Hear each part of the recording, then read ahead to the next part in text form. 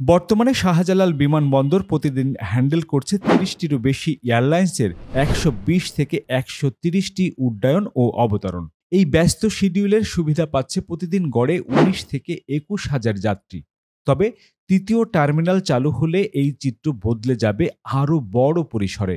তখন বছরে অতিরিক্ত ১,২০,০০,০০০ যাত্রীকে সেবা দিতে পারবে দেশের এই প্রধান বিমানবন্দর, যা দেশের এভিয়েশন খাতকে নিয়ে যাবে এক নতুন উচ্চতায়। এখানে থাকছে মোট ২৬টি আধুনিক বোর্ডিং ব্রিজ, যার মধ্যে প্রথম ধাপে চালু হচ্ছে ১২টি।